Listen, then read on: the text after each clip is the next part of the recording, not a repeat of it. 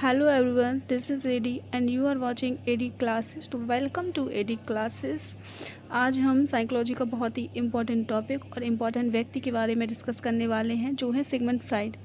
Sigmund Freud जो है वो ऑस्ट्रिया के निवासी थे और मनोविश्लेषण विधि के जनक भी थे। ये स्थान विश्लेषण या शब्द विश्लेषण विधि के जनक भी इनको माना जाता है। ऑडिपस ग्रंथि व इलेक्ट्रा ग्रंथि के बारे में भी इन्होंने बताया है। ऑडिपस ग्रंथि का जो शिकार होता है वो बच्चा शिशु होता है। बच्चा शिशु को कहीं ना कहीं ये लगता है कि उसके पिताजी की वजह से उसको उसकी माताजी का प्यार नहीं मिल रहा है, और इसका शिकार कौन होता है? बच्चा शिशु। इलेक्ट्रा ग्रंथि की शिकार जो है बच्ची शिशु होती है। कहीं ना कहीं बच्ची शिशु को ये लगने लगता है कि उसकी माताजी की वजह से उसके पिताजी का प्यार उसे नहीं मिल पा रहा है, और इसकी जो उम्र मानी जाती है वो सामान्यतः 3 से 5 वर्ष 3 से 5 वर्ष जो है वो सिगमंड फ्राइड ने इसकी उम्र मानी है। अभिप्रेरणा का जीवन इच्छा या मृत्यु इच्छा सिद्धांत इसने दिया, तो ये भी सिगमंड फ्राइड जी ने दिया था। चूँकि अभिप्रेरणा का जीवन इच्छा मृत्यु इच्छा सिद्धांत ये है, सिगमंड फ्राइड ने अभिप्रेरणा को दो भागों में बांटा। एक तो हो गया जीवन मूल इच्छा, जिसको इन्होंने इरोज कहा है, और दूसरा है मृत्यु मूल इच्छा, इसको इन्होंने थानाटोज कहा है। जीवन मूल इच्छा, जैसे हमें लगातार सफलता मिलती जा रही हो, हमारी वाहवाही हो रही हो चारों तरफ, तो व्यक्ति का जो मन होता है वो प्रफुल्लित रहता है, खुश रहता है, और कहीं ना कहीं उसे जीवन जीने की बहुत ही लालसा होती है, जिसको ये क्या कहते हैं? इरोज कहते हैं। और थानाटोज क्या है? जैसे लगातार हमारे हाथ असफलता मिल रही हो और लगातार हमें कुछ परेशानियाँ दिक्कतों का सामना करना पड़ रहा हो, तो व्यक्ति जो है अंदर से कुंठा का शिकार हो जाता है, यानी मृत व्यक्ति के समान हो जाता है, जिसको ये कहते हैं थानाटोज।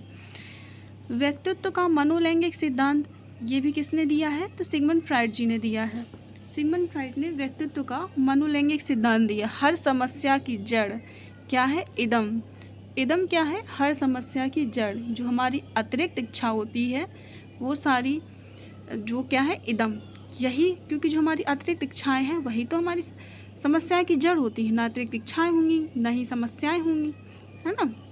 और ये अभिप्रेरणा का जीवन इच्छा और मृत्यु इच्छा सिद्धांत, इसको हमने समझ लिया। विस्मृति का दमन का सिद्धांत, जो विस्मृति और दमन का सिद्धांत है, यह किसने दिया? यह भी सिगमंड फ्राइड जी ने दिया। इसमें क्या है? व्यक्ति अपनी जो दुखद यादों को उनकी जो भी पुरानी दुखद यादें हैं, जिस चीज़ से व्यक्ति को दुख होता है, उसको वो जानबूझकर भुलाने की कोशिश करता है। ये ऐसा वो क्यों करता है? ताकि उस चीज़ों से वो उभर सके जो उसे दुख देती हैं। जैसे कि किसी बच्चे का छोटे में स्कूल में कोई दुखद दिन रहा हो, उसकी टीचर ने उसकी पिटाई की हो, या किसी ने उसकी क्लास में बहुत इंसल्ट की हो, तो वो क्या करता है? धीरे धीरे उसको अपनी उन दुखद यादों को दबा देता है, हटा देता है एक तरीके से, ठीक है। तो ये विस्मृति और दमन का सिद्धांत है। व्यक्ति जानबूझ के अपनी दुखद यादों को दबाता है, ठीक है। अब हम कुछ शब्द हैं सिगमंड फ्राइड के, उन शब्दों के बारे में बात करें। पहला है प्रतिक्रिया निर्माण। प्रतिक्रिया निर्माण क्या है? अपनी गलती ना मानकर दूसरे की गलती का उदाहरण देना। मतलब जैसे कि एक बच्चा है और वह जाके सिगरेट पीता है, ठीक है। एक बच्चा है, वो सिगरेट पीता है, तो वह उसके पिताजी उससे कहते हैं कि बेटा तू सिगरेट क्यों पी रहा है? तो अपनी गलती तो नहीं मान रहा, और फिर वही बच्चा अपने पिताजी की तरफ कहेगा कि अच्छा आप मुझसे कह रहे हैं सिगरेट क्यों पीते हो, और चाचा भी तो सिगरेट पीते हैं। पहले अपने भाई को रोको। तो वो अपनी गलती नहीं मान रहा और दूसरे की गलती का क्या दे रहा है? उदाहरण दे रहा है। तो ये हमारा क्या है? प्रतिक्रिया निर्माण। विस्थापन। विस्थापन क्या है? एक जगह की भड़ास दूसरी जगह निकालना। ये तो बहुत बार हुआ है हमारे ज़िंदगी में। जैसे कि बड़ा भाई है या बड़ी बहन है या बड़ा भाई है, वो उसको किसी ने सुना दिया, तो वो अपनी खुन्नस, अपनी भड़ास जो है अपने छोटे भाई पे निकालता है और उसको पीट देता है। जैसे बड़ा भाई बाहर खेलने गया और उसको पिटाई हो गई, उसकी किसी ने पिटाई कर दी। अब वो गुस्सा वहाँ नहीं निकाल पा रहा है, तो वो क्या करेगा? अपने घर पे जाके अपने छोटे भाई को पीट देगा।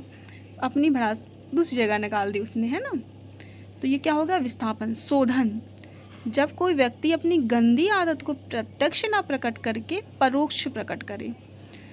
इसको ऐसे समझेंगे, जैसे व्यक्ति की कोई गलत आदत है, कोई गंदी आदत है ना, उसको वो क्या करेगा, प्रत्यक्ष प्रकट नहीं करेगा लेकिन परोक्ष प्रकट करेगा। जैसे अश्लील सोच रखने वाले व्यक्ति का अपनी कविता के माध्यम से अपनी अश्लीलता को बाहर निकाल देना, है ना, वो क्या हो गया, शोधन। मार्गान्तीकरण, मार्गान्तीकरण है किसी आदमी की गलत आदत को बदल कर नहीं बल्कि दूसरी जगह लगा देना, मार्गान्तीकरण। जैसे कोई हष्ट पुष्ट व्यक्ति है, मोहल्ले में लड़ता झगड़ता है, तो उस व्यक्ति में वो आदत है, उस आदत को हम बदलेंगे नहीं बल्कि उस व्यक्ति का, मान लो किसी का बॉडीगार्ड बना दिया, तो वो मारने कूटने की आदत है, जो हष्ट पुष्ट था व्यक्ति, वो मारता कूटता था, मोहल्ले में चाची से झगड़ा करता था, अब उसकी एनर्जी क्या है, सही जगह यूज होगी। समझ रहे हो ना। तो इस तरह से हमने सिगमंड फ्राइड को समझ लिया है, और सिगमंड फ्राइड के जो मस्तिष्क के स्तर हैं उनको भी थोड़ा समझ लिया जाए। तो सिगमंड फ्राइड ने मस्तिष्क के 3 स्तर बताए हैं। कितने? 3 स्तरों में उन्होंने विभाजित किया है। पहला है इदम, जिसे अचेतन भी कहते हैं, और जिसे अतृप्त या अतिरिक्त इच्छा या घोड़ा भी बोला जाता है, ठीक है, सामान्य भाषा में। जो हमारा 90% ब्रेन होता है वो क्या होता है, इदम में होता है। मतलब जो हमारे मार काट, काम वासना, अतिरिक्त इच्छाएँ, है ना, चोरी डकैती, वो सब किस में आती है, हमारी इदम में आती हैं। और जो अहम है, चेतन है, जो वास्तविकता में जीता है, इसको हम ईगो भी बोलते हैं, है ना, ये क्या है, घुड़सवार है, ये बताएगा नहीं ये सही है ये गलत है। इदम क्या है, वो अहम वास्तविकता में जीता है। और जो परा अहम है हमारा, जिसे हम अवचेतन भी कहते हैं, इसे सुपर ईगो कहते हैं, ये नियंत्रक है, ये चाबुक लेके खड़ा रहता है। धर्म, माता पिता, नैतिकता। जैसे कोई व्यक्ति है वो चोरी करेगा, इदम कहेगा भाई चोरी कर ले, चोरी करने से हमें लाभ होगा। ये क्या कह रहा है, हमें इदम कह रहा है कि फ़ायदा हो जाएगा, शॉर्टकट मिल जाएगा पैसा वैसा कमाने का। लेकिन फिर अहम सोचेगा अरे चोरी करना गलत बात, ये कानूनी अपराध है। लेकिन व्यक्ति जब अहम की भी नहीं मानेगा तो फिर वहाँ हमें बचाने के लिए कौन खड़ा रहता है, परा अहम। जो परा अहम है, जो अवचेतन है, जो हमारे माता पिता हैं, कानून है, धर्म है, नैतिकता है, तो व्यक्ति उससे रुकेगा फिर, है ना। तो मस्तिष्क के जो 3 स्तर हैं ये बहुत ही ज़्यादा पूछे जाते हैं। ये किसने दिए, फ्राइड ने दिए। तो सिगमंड फ्राइड को हमने लगभग 7 से 8 मिनट के अंदर कंप्लीट कर लिया है। ये बहुत ही इम्पॉर्टेंट टॉपिक है। अगर आपको वीडियो पसंद आए तो वीडियो को लाइक, शेयर और सब्सक्राइब कर सकते हैं। जी धन्यवाद।